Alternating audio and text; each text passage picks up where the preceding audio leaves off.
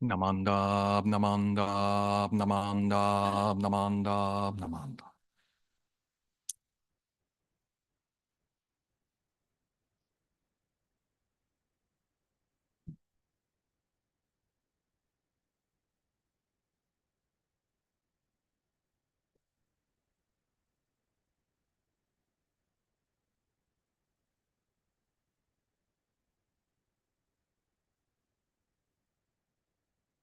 Good morning.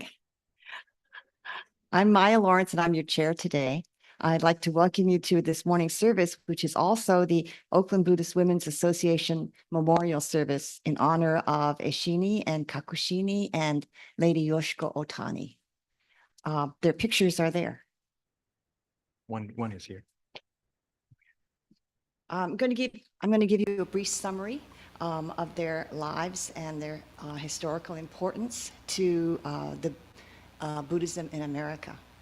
Reverend Himaka wrote a flyer, and so much of this information is based on Reverend Himaka's flyer. Eshinni was the wife of the founder of our school, Shinran Shonin.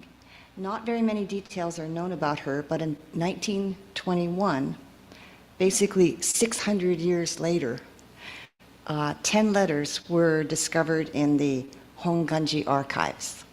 These letters describe the events of the life of Shinran Shonin and conditions in Japan in the Kamakura era. Eshinni was described as an educated person and a landowner in her own right. She was a dedicated follower of the Nembutsu teaching.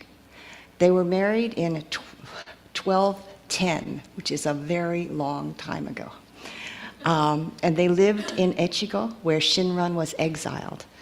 They and their 7 children moved to Kanto and finally to Kyoto when his exile was released.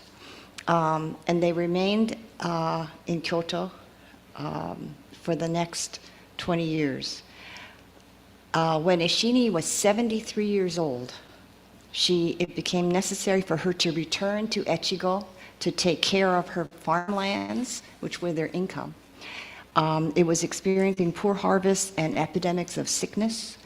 So she was not able to return to Shinran Shonin in Kyoto and remained in Echigo until 1268, when she passed away at age 87. They were married for 53 years, but for the last 14 of those years, they lived in separate cities. Kakushinni was their daughter. She was first married to Hino Hirotsuna and had a son, Kakue. After she was widowed, she and her son returned to live with her parents in Kyoto. Her son, Kakue, spent time with Shinran Shonin from age 7 until he later entered Shoren-in, a Tendai temple in Kyoto. When Eshinni needed to return to Echigo, Kakushinni remained to care for Shinran Shonin for the next 9 years. Shinran Shonin passed away in 1263 and was interned in Otani in Higashiyama. 3 years later, Eshinni married a gentleman named, I'm going to mess up his name, Onomiya Zennen, who owned property in Kyoto. And then 6 years after he was interned, Kakushinni requested that his ashes be removed to Zennen's estate in Kyoto. Disciples of Shinran Shonin contributed funds to build an ancestral hall on this site. Kakushinni became the first protector of the ancestral hall, and her son Kakue became the second protector. Her grandson followed the succession, and today the successors are known as the Monshu, or the abbot. So fast forward, jump to post-World War II. About 675 years later, Lady Yoshiko Ohtani was the wife of the 23rd Monshu, Kosho Ohtani. She revitalized the Buddhist Women's Association by visiting many temples in Japan and overseas, which was quite innovative on her part. She was the first to institute Japan-wide and worldwide conferences so that various chapters of the BWA could better communicate and learn about the traditions of different Buddhist cultures. One of her visits was to San Francisco in 1981, and some of you who are here probably remember her visit. I remember her. She was a gracious and kind model for Buddhist women. She passed away in the year 2000 at the age of 82, and she was the grandmother of the current Monshu. Eshinni gave Shinran Shonin her complete dedication and support, and Kakushinni established the foundation and center from which to transmit Shinran Shonin's teachings for many generations. Lady Ohtani continued and expanded the tradition of Buddhist women's organizations internationally. So there you have it in a nutshell.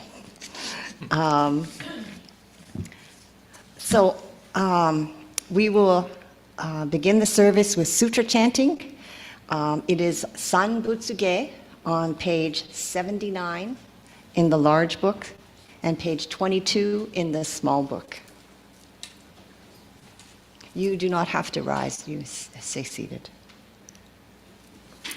Namanda, namanda, namanda, namanda.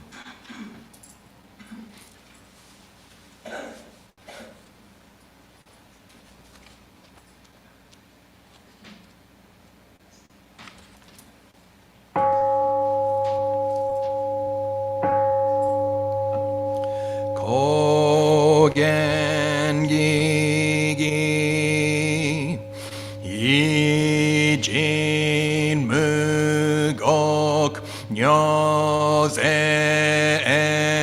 Myo Muyotosha Nichigatsumani Shuko Enyo Kai Shitsu Onpei Yunyaku Jumok Nyorai Yogen Chose Murin Shogaku Daion Koru Jippo Kaimon Shojin Sanmai Chie Itoku Muryo Shishoke Jintai Zennen Shobutsu Hokkai Gujin Jin no Kugo Gai Tai Mumyo Yokunu Seson Yomu Ninno Shishi Jin Toku Muryo Kukun Kodai Chie Jin Myo Komyo Iso Shindo Daisen Ganga Sabuts Zai Shoho Kado Shoji Mifugedatsu Fuse Joi Kainin Shojin Nyoze Sanmai Chie Ijo Gosei Tokubutsu Fugyo Shigan Isai Kuku Isadayam Keshi Ubutsu Yakusen Okuman Muryo Daisho Shunyo Goja 供養一切使徒諸仏不如愚道見性不脚非如語者諸仏世界無不可け無種節道光明師匠変師匠国如是精進異人難女両が差別国土第一五種奇妙道場超絶国如内音任務闘争ガト愛民道脱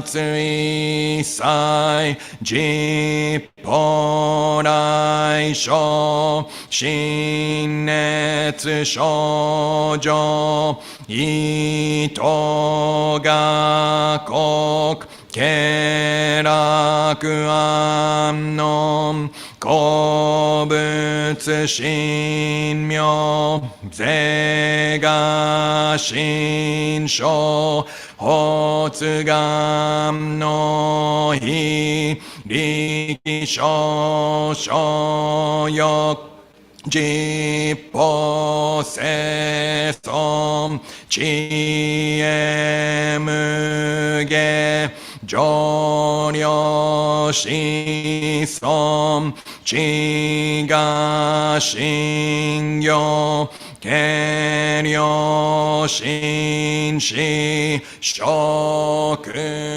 読中画行精進忍辱不敬ナマンダブナマンダブナマンダブナマンダブナマンダブナマンダブがんにしくどく平等性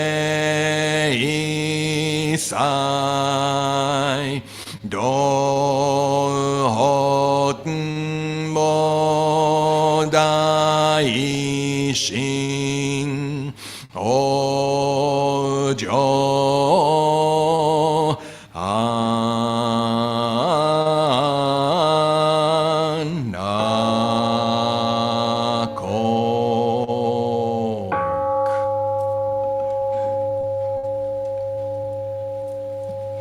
ナモアミダ仏ナモアミダ仏ナモアミダ仏ナマンダナマンダナマン。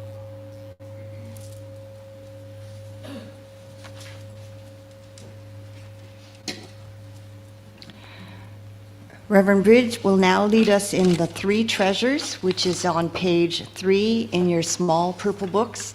Again, you can remain seated.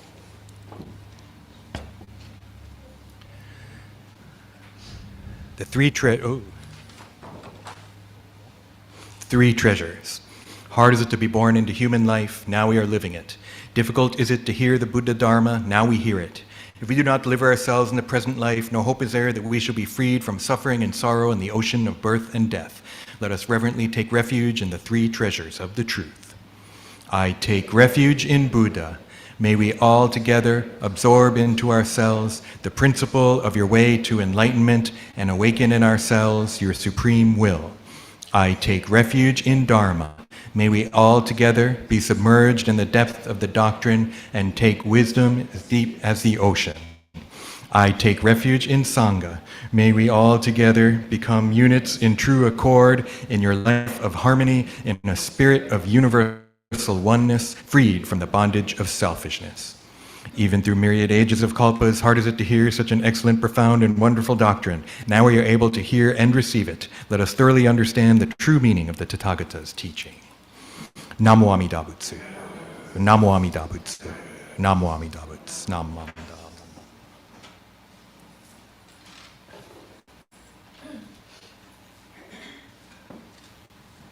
Now we will hear Reverend Bridges' Dharma message.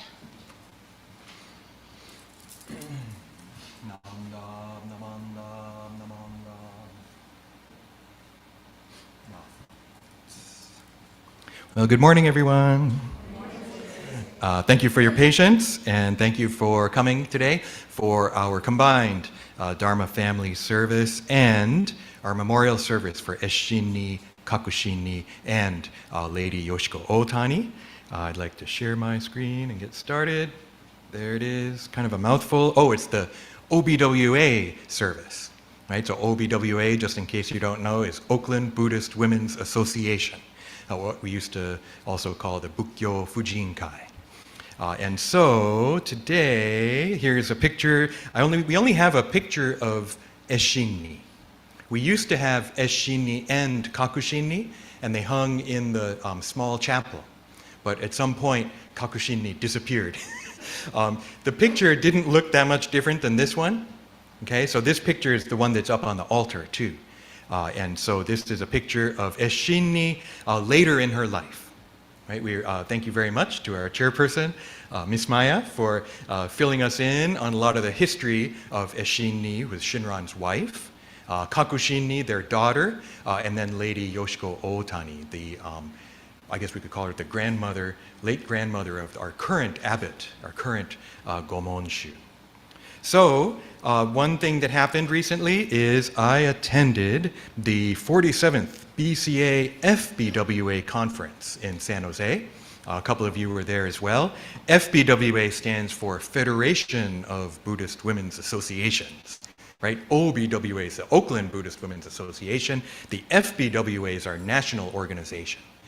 So there were people from all over the continental United States. Or even had our keynote was from Hawaii. So it was really nice. We had it at a hotel, and I think on Sunday they did the closing service at the San Jose Bed Suite, right? And so it's a nice event. Here's I remembered to bring up the program. So it was an interesting event. Last week I talked about Ichigo Ichie, but that's not what I want to talk about this week. This week I want to talk a little about one of the presenters. She wasn't one of the main presenters, but she did a presentation as one of the workshops. Her name is Dr. Paula Arai. She is currently a professor at Institute of Buddhist Studies in Berkeley. And what I realized is we got to get her to be a guest speaker. Maybe we can do it in the spring. She has a new book coming out I'll talk a little bit about. Maybe when the book comes out, we could have her come. She's a great speaker. She's half Japanese like me. She's one of my colleagues at Institute of Buddhist Studies. So her talk was Liberating Buddhist Women, Drinking Wisdom from Historical and Textual Streams. And so she's really great. One thing she pointed out that you may or may not know is a lot of what we know about Buddhism, whether it's sutras or commentaries over the millennia or scholarship, I would be willing to guess 98% is by men, right? That the writings that we have from 2,000 years ago in China, from 500 years ago in China, 800 years ago in Japan, 500 years ago in Japan, all written by men, right? Very often monks during that time. So celibate monastic men are writing these treatises, they're writing commentaries on the sutras. So we have so much stuff written by men. And so hence her title of her talk, Liberating Buddhist Women. Realizing that even though so much of what we have is written by men, there were women too. They thought stuff too. They might have even written stuff, but it didn't get canonized, right? Doesn't get passed down. And so her talk was just great. What she did, I think her upcoming book is something like this: Of Lotuses and Mud, Women Liberating Dharma. So that subtitle is interesting because it could be Women Are Liberating Dharma, or it could be Dharma that's liberating women, right? Is grammatically, she played with that a little bit and gave it a nice thing where you can read it in several different ways. So what she did is she took historical information. That's where this historical and textual streams. So much of Buddhist studies is text, what people wrote down.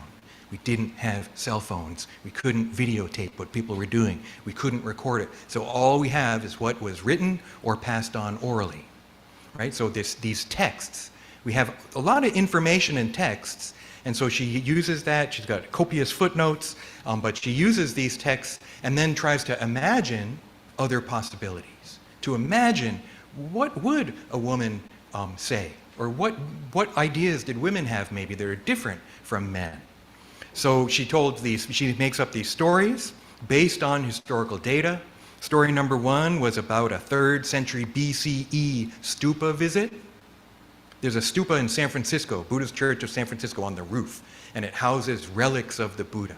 It houses whether it's a piece of bone or something that he's supposed to have held, right? But we have these connections to the Buddha, and they get put in a kind of a shrine, a stupa.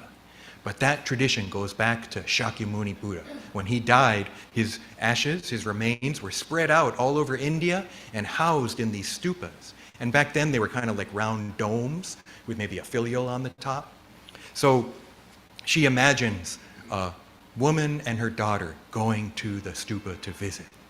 And what they see is images of fertility on the railings, these kind of fertile goddesses of fertility on the railings and as decoration, and even an interesting idea where that mound of the stupa could be seen as a woman lying on a pregnant woman lying on her back, right? And so this idea of the stupa as pregnant, as going to give birth, this is stuff that you don't get when men are telling the story. But in reading it differently, we get a different viewpoint. Story 2 is about a famous Buddhist queen, Queen Srimala from India, and talking about the womb of the Tathagata. There's this whole idea of Tathagata Garbha. Tathagata is Buddha, basically, right? But the womb of the Tathagata. And that's an idea that's been around for centuries, if not millennia, but usually it's that only men can become Buddhas.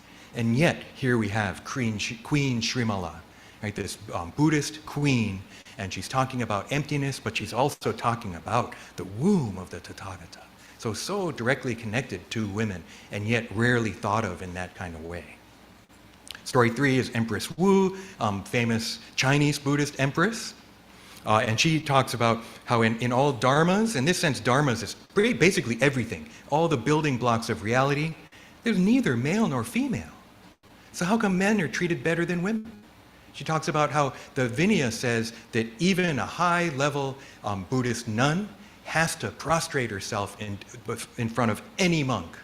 Even somebody who was ordained that day, a high-level nun has to prostrate before him because he's a man, she's a woman.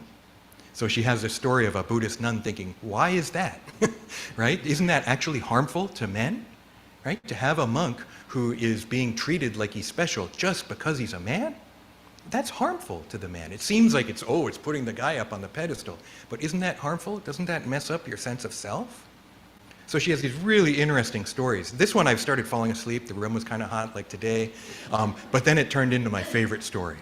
And I could imagine a Buddhist nun, right? A woman in like 5th century China, 8th century China, thinking about this stuff, right? Even writing stuff about it, but it doesn't get passed on. The last one is the Diary of a Blood Pond Sutra devotee from 18th century Japan. And so she kind of covers this whole range of Buddhist history from a woman's perspective. Just really fascinating. So I'm looking forward to the book. Maybe we can even, because she lives in like Santa Cruz, and so she comes to Berkeley all the time. So we'll try to get her. Remind me, okay? Let's get her to come speak to us, whether it's as OBWA or just as the church. So today's story that I kind of want to think about is about Eshinni, Kakushinni, right? Can we think about them as Buddhist women? And what kind of stories could we come up with? A lot of times with Eshinni, I think what we end up using Eshinni for is, now we know more stuff about Shinran, right? It's like, now we know more about her husband. Great. This is awesome. We know about Shinran. And maybe we forget, what about Eshinni, right? What about her? But that is one of the main things, I think, is that we know more about Shinran and the real Shinran because of her letters. And so here's our picture. You see this one, right? In the hall every time we come up. It was done by our Dharma school students back in the 60s. It's still there. This is this portrait of Shinran that was supposedly drawn during his life. And they call it the mirror portrait because supposedly he saw it and he said, this looks like I'm looking in a mirror. Right, so it's thought to be kind of accurate in the way he looks. Here's another picture of Shinran that's in our library. I can see it from here. It's a woodblock print, and it's Shinran in front, and in the back is his teacher Honen. And in this picture, Shinran's 29. So I think this is somebody's image, somebody's idea of what Shinran may have looked like at age 29. But it looks kind of like this one, right? How about this one? This is one of my favorite pictures of Shinran. Young Shinran after the exile, or during the exile, actually. Look, he has hair, right? Here he's a monk, his head's shaved. But in this one, he's got hair, he's got a mustache. You think that's what he looked like? I love this picture. I wish I had the full one. I don't have a scan of the full. It's actually his whole body, right? And he's like, oh, right? When do you think this one was made? What do you think? This is 20th century. I think maybe even during World War II or soon after. It's by an artist who did a lot of kind of militarist era kind of paintings of stuff. But this is his image of Shinran. Maybe influenced by Christianity, right? He's like looking up, right? But it's from this time when Shinran is defrocked. He's no longer a monk and he's exiled to Echigo. And so when I look at this picture and think about, wow, okay, here's Shinran going off to Echigo, how about Eshinni? Wouldn't it be cool to have a picture of Eshinni at that time? Imagining her like that. Now, there she is. A lot of it was from this book, The Life of Eshinni, Wife of Shinran Shonin, that I have here, and it has talking about Eshinni and also translations of her letters. That biography that we heard gave a very specific date for when Shinran and Eshinni got married. I don't think we know that. I don't think that's actually knowledge that we have. And so it's interesting. They try to think, when did they get married? When did they meet? And so this picture of Shinran is actually between this one and this one, right? Shinran here is maybe 30. How old was he when he was exiled? He was in his 30s, right? He'd only been with Honen for 7 or 8 years. So here he is with Honen at age 29, and then he's forced off into the wilderness. How did he survive? Eshinni, right? We think she had land in Echigo, and that they were probably maybe together since his time with Honen. Maybe she was a member of Honen's community. And then when Shinran comes in, and his issues are to do with sexual desire, right? And as a monk, you're not supposed to get married. And yet, he marries Eshinni, and they have children. And so, here's what we need to do. You seen the new Shogun series? Let's have Shinran and Eshinni. Romance transcending something. I don't know, we can come up with some kind of weird title, right? And rather than do a Shogun sequel, we don't need that, right? They want to try to make up a new story. Let's pitch it. Let's have, get those people, right, the directors and everything, to do Shinran and Eshinni. I think that would be really cool, right? That would be so cool because it's such an amazing story. This kid, 9-year-old Shinran, becomes a monk. 20 years he's a monk. He can't get over his desires. Meets Honen, right? Encounters Honen, finds out, I'm okay as I am. It's okay to be like this. It's okay to not be able to cut off my desires, cut off my anger, be perfect, be a perfect bodhisattva. It's okay to be me, foolish Shinran. Right? And because of that, and because of meeting Eshinni and being together, right, that his thought really, I think, is connected deeply to that. And as I mentioned, I'm still talking Shinran, Shinran, Shinran, when it's Eshinni we want to be thinking about. So I want to share just one of the letters, letter number 4.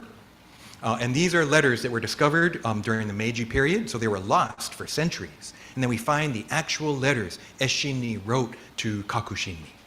Shinran has already passed, and she's writing from Echigo to Kakushinni, who are presumably in Kyoto area.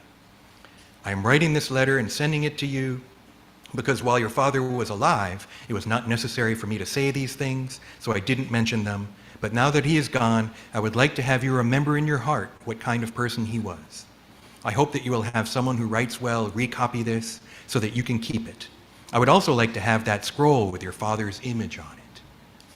What image would that be? I have no idea. I've written to you about that time, about the time that your father became ill with a bad cold. It was from the 14th day of the 4th month of the year you were born. This year I've turned 82 years old. From the 11th month of the year before last to the 5th month of last year, my illness was so severe that every day I expected to die at any moment, but somehow I am still living. But I may die of starvation because of this year's famine. I am saddened that, in spite of this good opportunity to send you something, I am unable to send you anything since your father's death, but there is nothing that I can do. Please relay to Masukata the gist of this letter. Since it is an effort for me to write, I will not be writing to Masukata, is what it should say. 10th day of the 2nd month. So the first part of the letter, she's talking about Shinran, right? Because Kakushinni, their daughter, was with him when he died, and yet didn't see the auspicious sign. So some of the other letters are much more related to Shinran directly. But here, she talks about that at the beginning, but then it's just everyday stuff, right? Her illness, the famine that they're going through, how difficult it is. She wishes she could send something to her, but nothing to send because of just the famine and poverty, right? That they can't, they're not, the family plot is not successful. So I'm already getting an idea here for the film. You want to help me write the screenplay to send to Hollywood? This book, this translation actually is by Yoshiko Ohtani, so we can tie them all in. So how about we begin? Yoshiko Ohtani is planning her book, right? She's going to the various sites, and then we can flash back to Kakushinni reading these letters, right? And so Kakushinni is getting this letter and reading the letter, and then after that, we flash to Eshinni writing it. Eshinni talking about these things she's talking about from decades earlier. Eshinni together with Shinran in Honen's group. So I like movies that aren't necessarily chronological, right? There's a Miles Davis biop, and there's a James Brown biography, and it jumps all over the place. But why not, right? When we think of the past, we don't think, oh yeah, this happened, and then that happened, and then that happened. We can think back, oh here, right? So just kind of thinking about this. Oh, here's another scene. You know how it says ancestral hall? I think this is what they're talking about. Is it like the temple itself? But she's the caretaker of this mausoleum, right? And this mausoleum is this building, and it looks like Shinran in there, but that's an image. That's a statue of Shinran. So Shinran's ashes are contained in this mausoleum thing. Now, probably there is a hall too, but this looks like it's outdoors, you know? So I'm not sure what the ancestral hall is translating in there, but there's this idea of this mausoleum holding Shinran's ashes. Kakushinni is the first caretaker. So I was trying to imagine this morning, Kakushinni, like Shogun style, I think, right? So here's Kakushinni, she's going to be a beautiful actress, right? But then having her sitting there, maybe looking at this. Maybe people are coming to visit, because followers, whether they were monks or lay disciples, would, I'm sure, come to visit this mausoleum to make offerings like we do, right? Like we do when we go to the no kotsudo. That's what this is. It's kind of a no kotsudo for one person. So trying to think of that, right? Thinking of Kakushinni, taking care of this mausoleum. Maybe that should be the opening scene of the film. I don't know, right? But this is stuff we don't usually think about. Usually we look at this picture and there's Shinran and there's a monk sweeping. Where's Kakushinni, right? Why isn't she in this picture? So maybe we can try on this occasion of our memorial service for Lady Ohtani, Kakushinni, Eshinni, right? Think about them a little bit. Shinran survived and thrived, not throve, although you could say that, very much due to Eshinni. I think from the beginning of his being with Honen, right? His being with Honen, meeting Eshinni, being in a relationship with her as a celibate monk, has such deep implication for his teachings, that you're okay as you are. Amida Buddha accepts you as you are. You don't have to be something else. You don't have to be better than everybody else, following the rules, following the monastic rules or something, being perfect. No. Each one of us, we have anger, we have desire, we're ignorant, and yet Amida Buddha accepts us as we are, right? And Shinran too. And then with the exile, he wouldn't have survived by himself up there. Right? It's because of Eshinni, I think, that he was able to even survive. Right? So both, even just his life, but then also his teachings, very much due to Eshinni. And then Shinran's legacy flourished due to Kakushinni's efforts. So it's because of Kakushinni that we have this mausoleum. It's because of Kakushinni that there's a community that is able to grow around Shinran and his teachings. Right? And then her children and not forebears, her descendants, right, are the ones that it turns into the Honganji, turns into our mother temple. Right? That we're here today in the United States because of Eshinni and Kakushinni, very much. Yeah?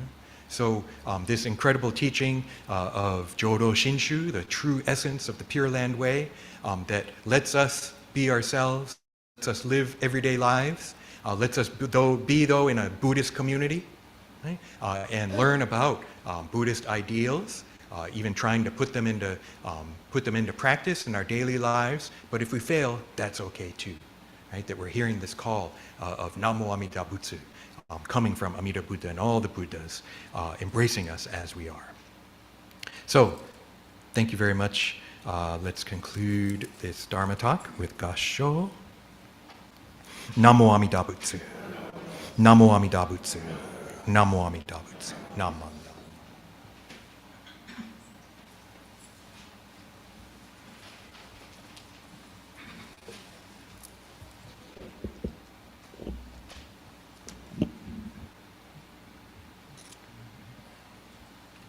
Thank you, Sensei, for your Dharma talk, and I look forward to your screenplay. I'm going to need help. We'll now have Gatha, Seiya, which is on page 226 in the large purple book, but also I think will be on the The words will be on the screen. The words will be on the screen. All right, we're going to try this. Our organist is not here, but he's kind of here magically, so we'll listen to him and try and sing the song. Okay.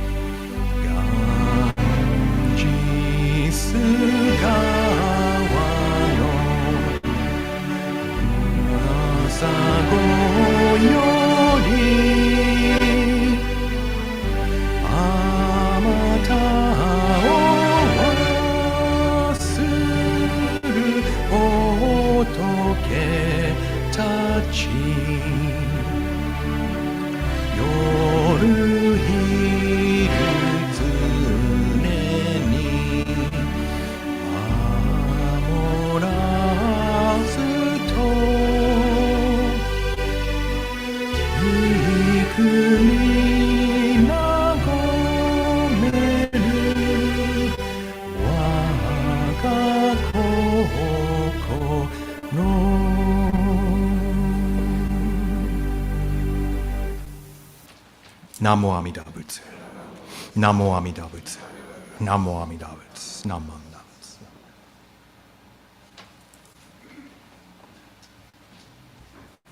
We'll now have announcements from Robert Noguchi.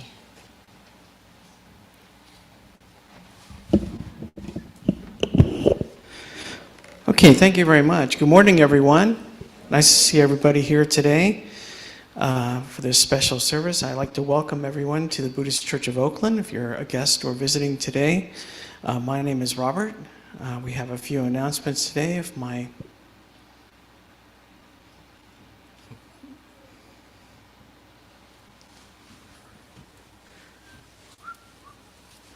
Okay, there we go. First, I want to thank Reverend Harry Gyokyo Bridge for his Dharma Talk and officiating today's service. I'd like to thank Maya Lawrence for chairing the service today. Our Host 8 group, which is downstairs, providing hospitality for everyone here at the church. And our Zoom crew downstairs, taking care of our online presentation and YouTube broadcast. Yesterday was kind of a busy day. We had a study class here in the afternoon regarding gratitude, and it was very well attended. We had about 18, 20 people here yesterday, and it was a very good discussion, really, really good. So really enjoyed it. Want to thank Sensei for conducting the study class yesterday. Going into next week, next Sunday, a week from today, will be our Keito Kai, annual Keito Kai celebration. Honoring our senior citizens, so that'll be next Sunday, October 20th at 10 a.m., and we'll have a Keito Kai lunch for them afterwards downstairs. Going to the following Sunday, will be Sunday, October 27th, the Dharma School will have their annual Halloween party, so we hope you'll join us for that. Bring your children and your grandchildren, and join us for service at 10, and then the party will be at 10:30. So coming up, what's next will be, like I said, the Keito Kai service will be next Sunday, plus lunch at 10 a.m. Our next Dharma chat will be Sunday, November 17th, next month, and at 10:45 with Reverend Michael Endo, as Reverend Bridge will be out of town that weekend. And then our next study class, last one for the year, will be Saturday, November 9th from 1 to 3 p.m. And our topic is still kind of to be determined at this point, but we'll post it and let you know as soon as we have that decided. And again, the study class is based on Reverend Marvin Harada, the Bishop of the Buddhist Churches of America, his book, Discovering Buddhism in Everyday Life. And if you'd like a copy, go ahead and see me about that. But the passages that we've been using are already posted on the website. If you'd like to join the BCO family, become a member of the church, we have brochures downstairs. You can certainly ask any of us about it, and we'd love to have you as part of the church here at Buddhist Church of Oakland. So thank you very much for supporting the Buddhist Church of Oakland. We accept any gifts, whether it be here at the church or online through our PayPal portal. So thank you very much for coming, and we hope you have a wonderful day, and I'll send it back to Maya.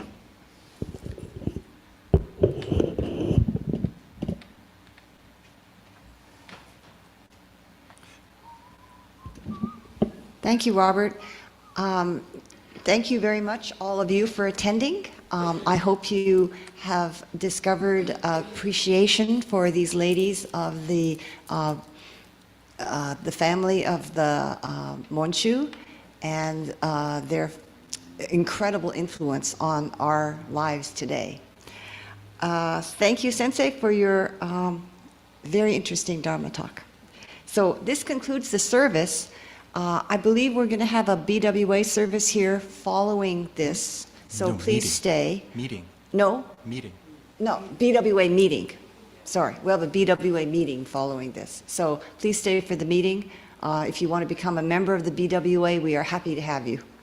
You do not have to be a woman, is that correct? Correct, okay. So thank you. Thank you very much. Please do a shoko if you would like to, if you have not already done so. Thank you. All right, thank you.